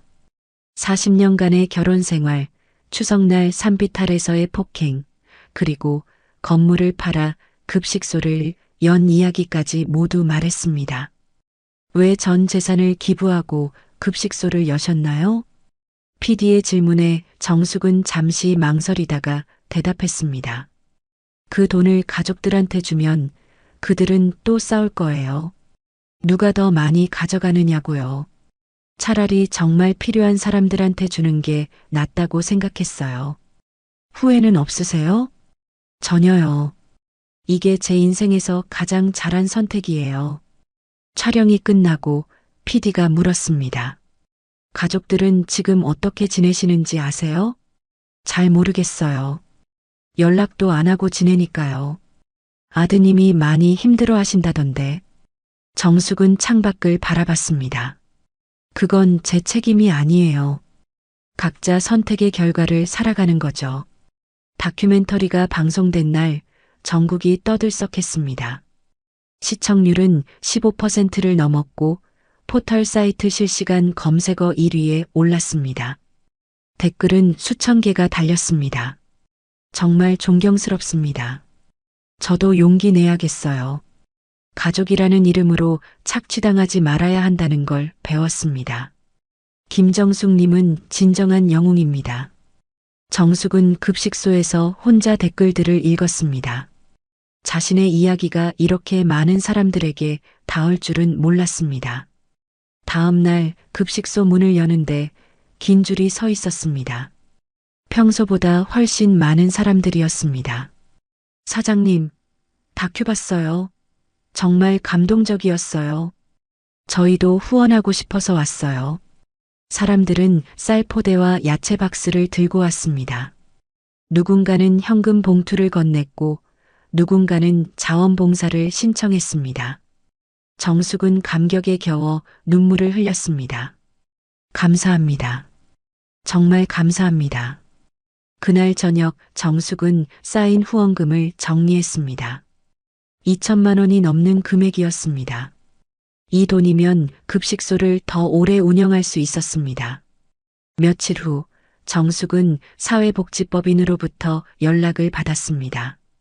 김정숙님, 저희 법인에서 급식소 운영을 지원하고 싶습니다. 매달 500만 원씩 후원하겠습니다. 정말요? 네, 김정숙님의 이야기에 감동받았습니다. 이런 분이 계셔서 세상이 따뜻합니다. 정숙은 전화를 끊고 하늘을 올려다봤습니다. 모든 것을 잃었다고 생각했는데 오히려 더 많은 것을 얻은 것 같았습니다. 그날 밤 정숙은 진우에게서 문자를 받았습니다. 엄마, 다큐 봤어요. 엄마가 정말 대단한 사람이란 걸 이제야 알았어요. 미안해요. 정말 미안해요. 정숙은 한참을 문자를 바라보다가 답장을 보냈습니다. 미안하다는 말보다 이제라도 바르게 살아. 그게 엄마한테 진짜 사과야. 다음 날 아침 급식소에 특별한 손님이 찾아왔습니다. 교도소에서 출소한 성우였습니다. 형기를 다 채운 건 아니고 선처로 집행유예를 받은 모양이었습니다. 여보. 정숙은 성우를 차갑게 바라봤습니다. 무슨 일이야? 나 다큐 봤어. 교도소에서. 성우의 얼굴은 많이 초췌해져 있었습니다. 그래서 미안해. 정말 미안해. 내가 너무 잘못했어. 성우는 무릎을 꿇었습니다. 급식소 안의 사람들이 모두 그 모습을 바라봤습니다. 용서해줘. 제발. 정숙은 성우를 내려다봤습니다. 한때는 사랑했던 남편이었습니다. 하지만 이제는 그저 남이었습니다.